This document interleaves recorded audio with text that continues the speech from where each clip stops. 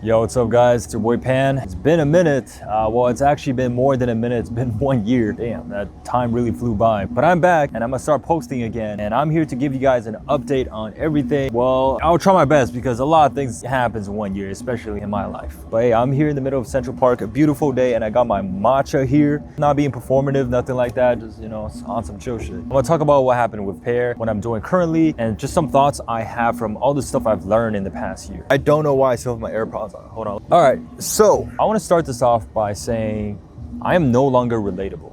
And that is something I had to come to the realization of because I started off this channel being very relatable. You know, I went to a very mid-tier school people don't really know about. I was really good at school. I was kind of, you know, not the usual CS student, but I was able to land good jobs and, you know, make money and live in a good city right now. And that's like a story that I always really liked in life, is just the underdog story. You know, rooting for the person who is not expected to win because of their background, because of where they come from, and, you know, just the fact that they're different from the usual people who do this certain thing, right? Whatever it is. However, I don't think I am the underdog anymore. You know, I grew up raised by a single mom and my big brother, and we were broke as fuck. We were living off government subsidy for most of my life, and that paid for my school and everything until I graduated. A shout out to the Canadian government. I was also not good in school because I just didn't care. I was just playing League of Legends all day. You know, I barely spoke English because I grew up learning French. I was kind of just doing whatever I wanted.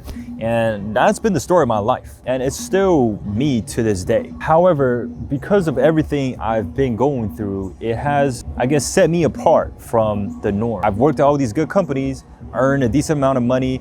I've gained a certain amount of freedom, financial freedom, geographical freedom, and also relationship freedom. Being able to choose who your friends are and who you interact with. And kind of alongside working on my intellect, like being good at engineering and building businesses and all this stuff, I also worked a lot on my creativity, you know, about making videos, the artistic side, and my social side of being able to make friends and being charismatic, interacting with people. I would say I'm a pretty well-rounded person right now. That doesn't, you know, mean I'm perfect.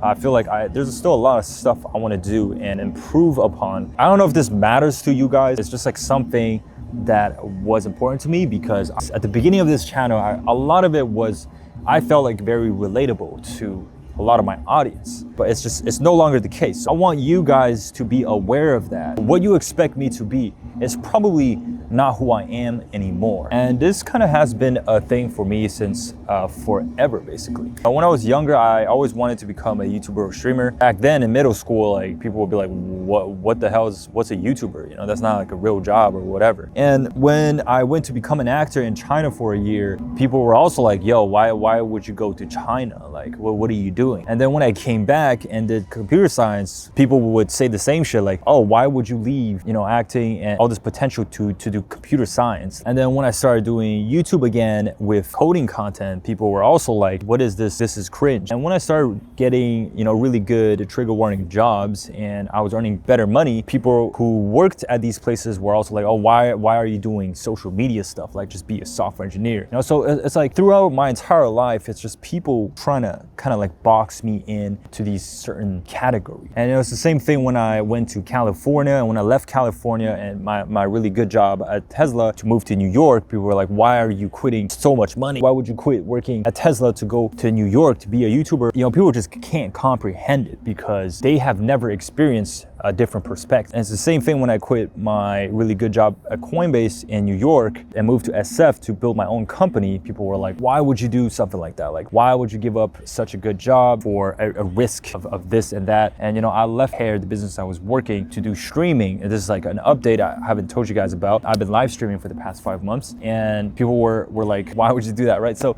it's a reoccurring theme of people telling you what you should and should not do, and me just doing whatever I want. And I think that is probably the most important thing you should get out of life, is that you should stick to what you want to do, your interests, your heart, your intuition, and try to block out all this noise that people are telling you to do this and that, because really these people, they don't know any better than you. you know, if I had listened to these people, I would have never did computer science to begin with. I would have never did YouTube. I would have never did anything I did today and be where I'm at today. So I'm explaining to you guys this to sort of let y'all understand how I kind of operate, my philosophy on life and what I value. Because most of my content here on this channel has been about, at the beginning, it was like skits and school content, right? Like getting internships and jobs. And then it kind of turned into more vlog style when I moved to New York and my life in New York. And then it turned to like startup stuff when I was working on my startup. So my channel is really more of a documentation, all these different things that I do throughout my life. And you know, some people will say that is, I live a very privileged life. I, you know, do what I want and all of this, but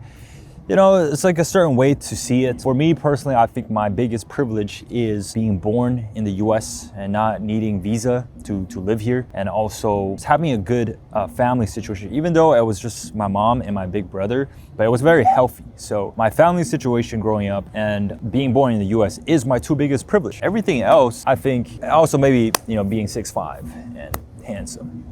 But hey, that is something everybody can work on. You know, you can work on becoming better looking. You know, I was chopped when I was younger, okay? And look at me now, shit, I'm still chopped. Now, but what I'm trying to say is, you know, you can do a lot of different things in life if you just work hard at it. And if you're passionate about it, if you're interested, that's what allows you to put in that hard work, the discipline, whatever, to make whatever you want come true. You know, if something doesn't work, you can go on to the next thing, and you have to not be afraid to fail in front of other people. So in regards to Pear, the company I was working on previously, I left Pear and it's now just fully in the hands of Nang, my previous co-founder. There's so many details to that situation and it's kind of hard to reveal all of that. It would literally take an entire video of 40 minutes and I feel like it's not that interesting. So I'll just give a high level overview. I've been trying to think about and pinpoint a singular reason as to why I left, and it's kind of hard to do that. But if I had to pick one, it would be because I felt like I couldn't be myself anymore. But essentially at the time, people were mad because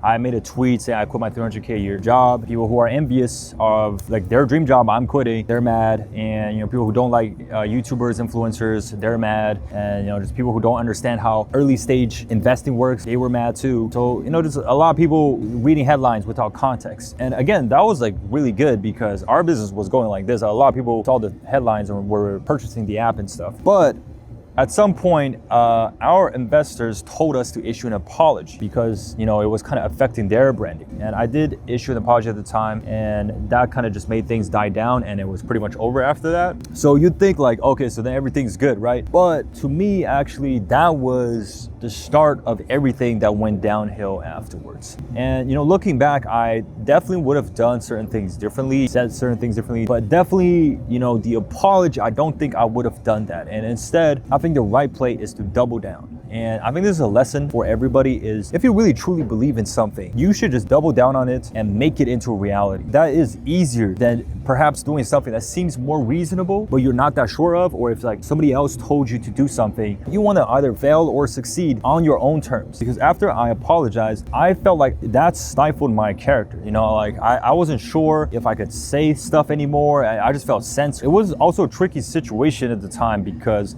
we didn't have the money in the bank account yet from, you know, our investors. And so, you know, I kind of felt like I didn't have a choice. But obviously, like, you always have a choice. Like, I could have just, you know, not taken the money and just doubled down. And low key, I'm gonna be honest, I should have done that. Because, you know, no amount of money is kind of worth your self-esteem, your self-respect, and your character, who you are. And you know, like, because if you can't wake up every day and be yourself and be what you think is right and is good, then shit, what's even the point? That's definitely a lesson I learned, and I think next time I will not capitulate. Capitulating for a moment of comfort is not worth the sacrifice of character. That's a pretty good line right there. I just made that up. So there was, you know, other shit that happened around that time too. I'm not gonna go into the details of everything because I feel like it's not that interesting anymore. I think the other thing I want to mention is also I hated San Francisco, bro. That ass one of the worst places to be on earth if you are under the age of 30, bro. And that might seem counterintuitive counterintuitive because, you know, SF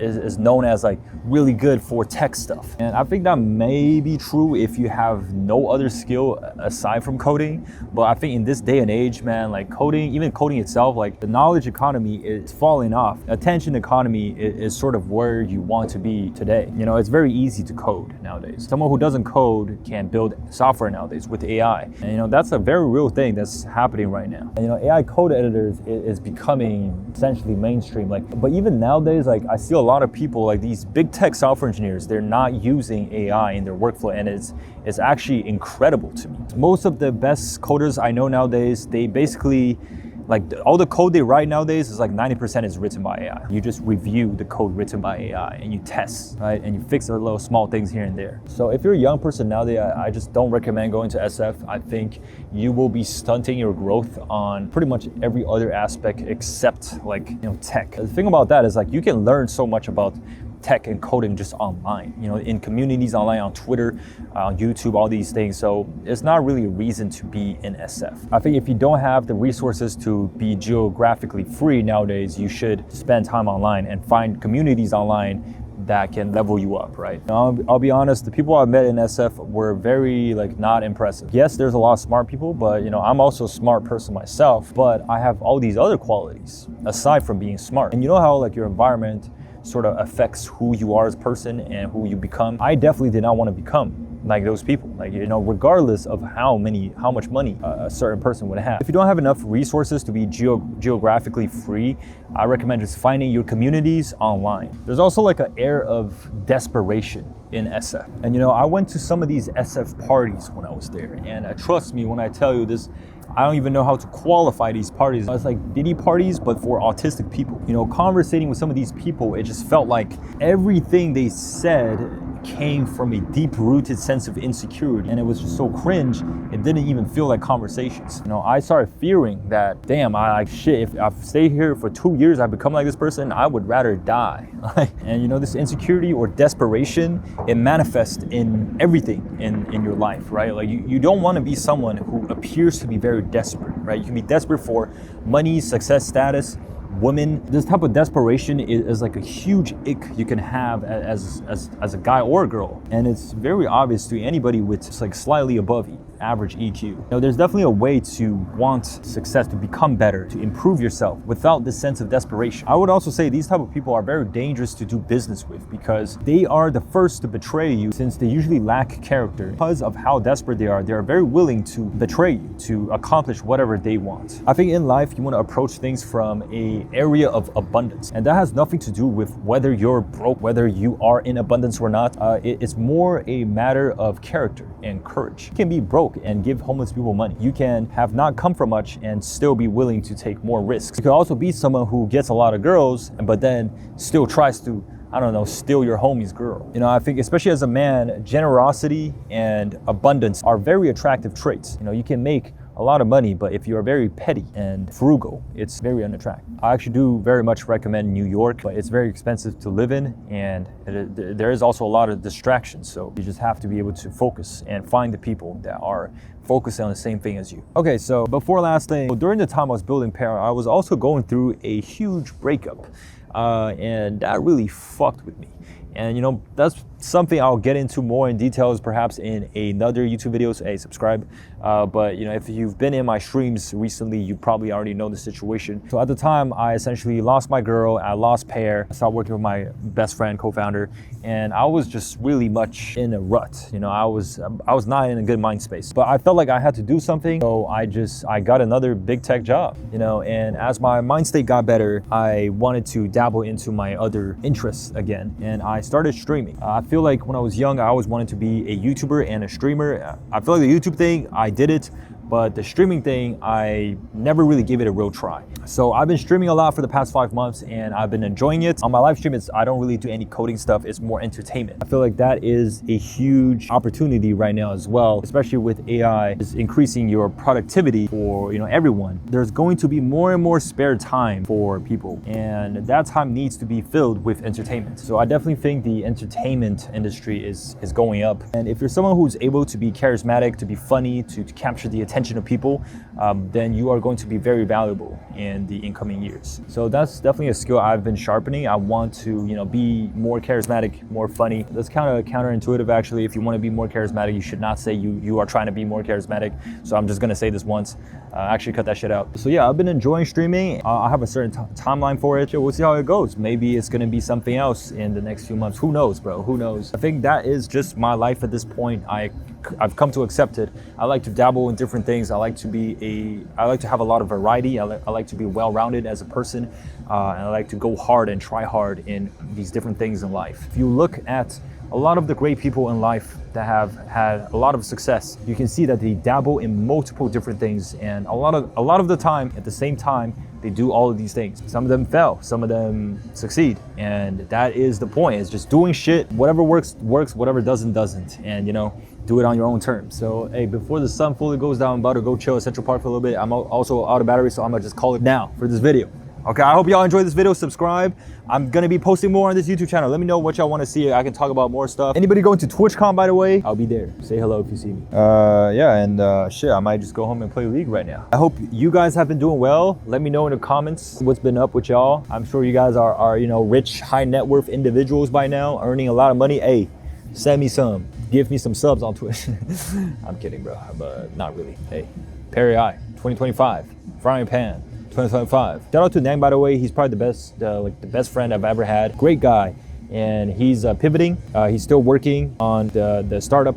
He's gonna find something great, and shit. Maybe, who knows? Maybe I'll fucking join him. Who the fuck knows? Maybe I'll be homeless tomorrow. I don't know what the fuck I'm doing, bro. Oh, and also I moved back to New York, and I have a new apartment. So let me know if y'all want me to do an apartment tour. I can do that as the next video. But peace, boys. Peace. All right, I'm done. My girl's waiting for me, bro. A girl? I'm just kidding, bro. I don't have a girl. I have many girls. I'm kidding, bro. I'm sorry. But I never was a miskin. On a block, I was listening to Mitski. Yeah.